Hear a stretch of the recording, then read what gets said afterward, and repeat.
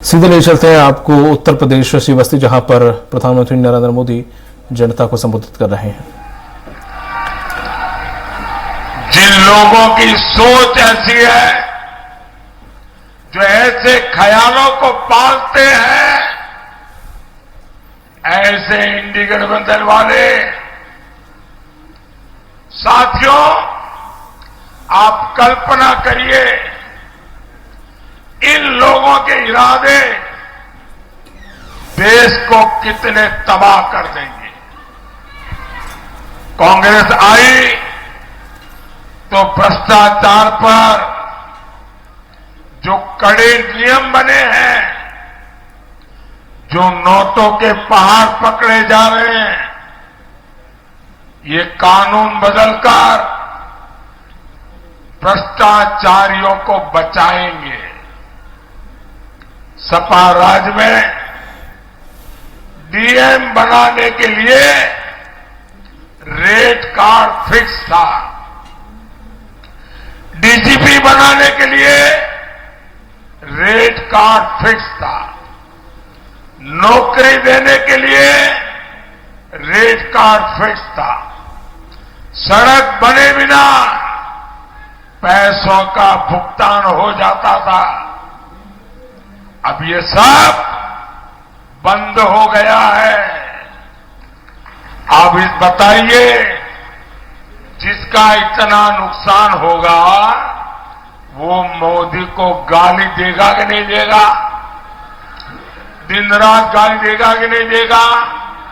रोज नई नई गालियां देगा कि नहीं देगा?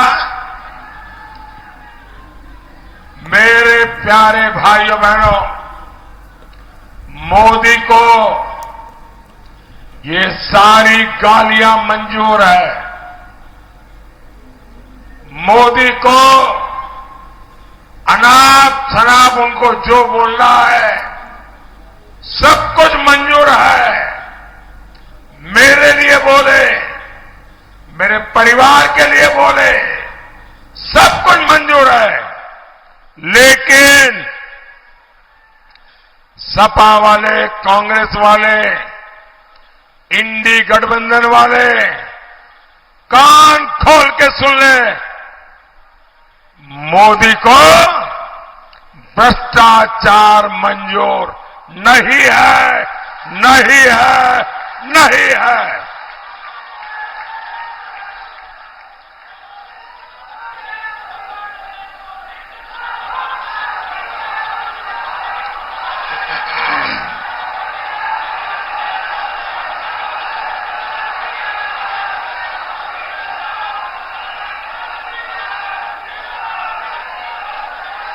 साथियों, यूपी के शहजादे को यूपी में पुराना गुंडा राज वापस चाहिए। जब से भाजपा सरकार यहां आई है, गुंडों पर आफत आई है। जो जमीनें माफियाओं ने कब्जे की थी, आज उन पर गरीबों के लिए घर बन रहे हैं। आपने देखा होगा, जो गुंडे, उनका नाम सुनते ही लोग कांपते थे, आज वो गुंडे गले में तख्ती लटकाकर हाथ जोड़ करके कहते हैं कि मुझे जेल में भेज दो।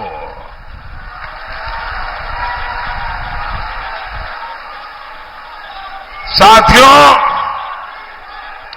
भाजपा यूपी को उस हालत में वापस नहीं जाने देगी, और ये मोदी की गारंटी है।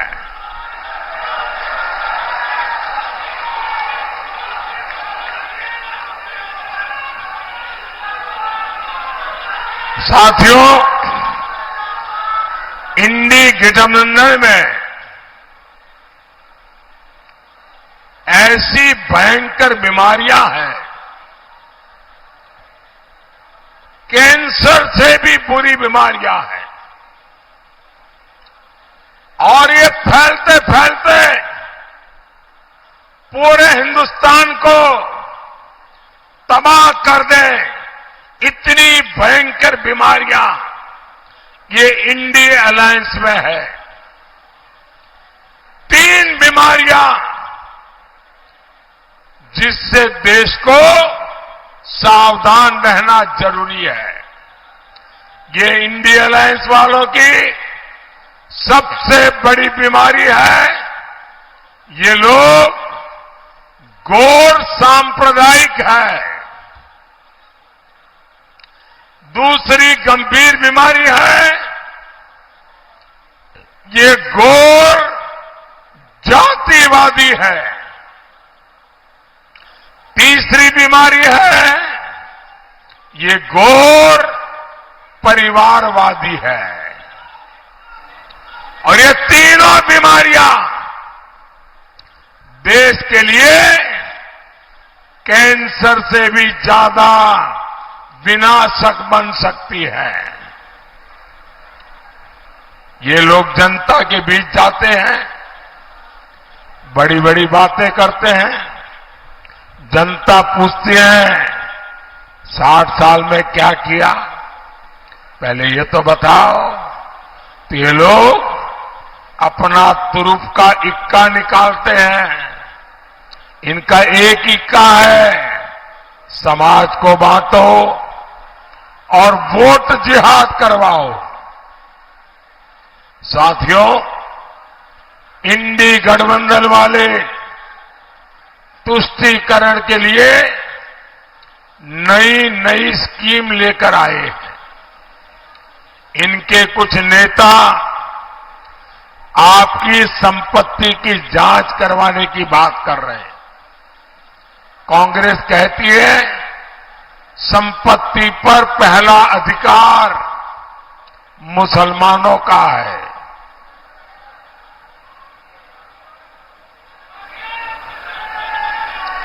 मोदी कहता है संपत्ति पर पहला अधिकार इस देश के गरीबों का है। और साथियों, ये कांग्रेस वाले जो कहते हैं कि संपत्ति पर अधिकार मुसलमानों का है, वो आपकी कमाई छीन करके ये अपनी वोट जिहाद वाली वोट बैंक में बांटना चाहता है। इनकी दूसरी स्कीम है एससी, एसटी, ओबीसी का आरक्षण कोटा एससी, एसटी, ओबीसी से छीन लेना और वो कोटा मुस्लिम वोट बैंक में बांट देना। पहले इन्होंने अपनी राज्य सरकारों में दलित, पिछड़ा के आरक्षण पर डाका डाला। अब ये पूरे देश में आरक्षण छीनकर वोट जिहाद करने वालों को देना चाहते हैं। लेकिन मैं इन्हें भी कहूंगा, ये चाहे जितना जोर लगा ले, जब तक मोदी जिंदा है,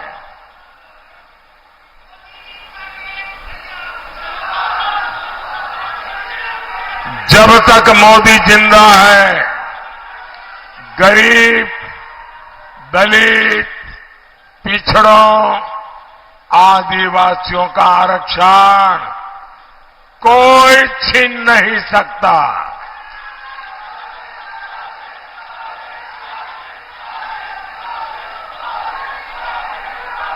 और भाइयों बहनों, मैं आपको गारंटी देता हूं, वंचितों का जो अधिकार है मोदी उसका चौकीदार है।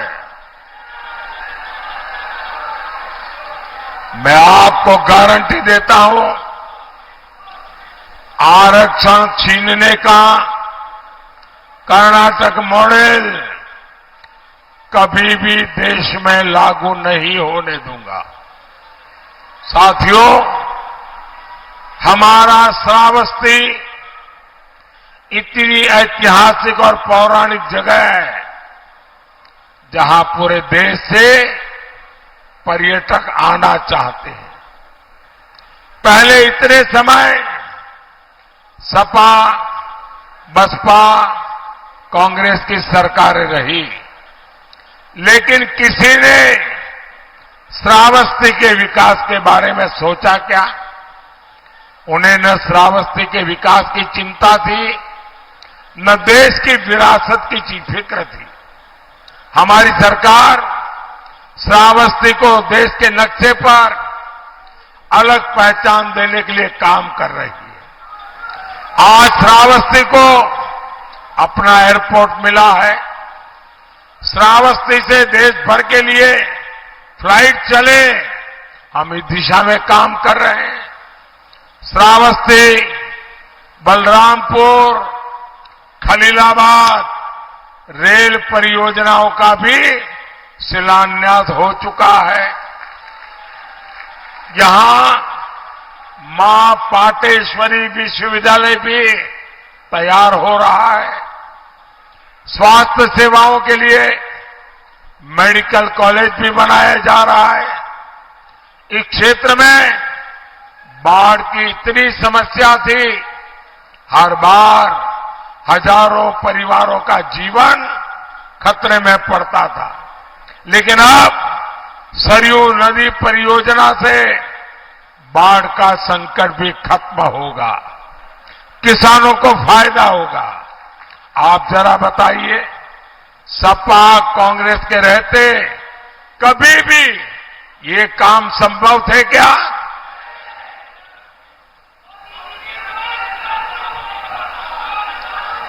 अगर गलती से इन्हें मौका मिला तो जो काम चल रहा है ये उन्हें भी ठप करके रख देंगे और पैसे खा जाएंगे। साथियों, मोदी किसी शाही खानदान से नहीं आया है। मैं इन्हीं माताओं जैसी गरीब मां का बेटा हूं।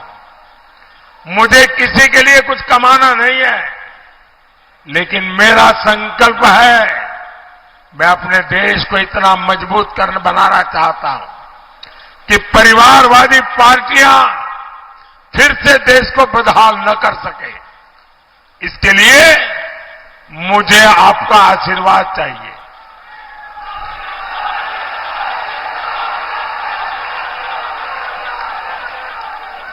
पच्चीस मई को श्रावस्ती से आप साकेत मिश्रा को जिताकर दिल्ली भेजे। आपका एक वोट मोदी को मजबूती देगा। आपको यहां गैसनी विधानसभा उपचुनाव में भाई शैलेश कुमार सिंह जी को भी भारी मतों से विजयी बनाना है।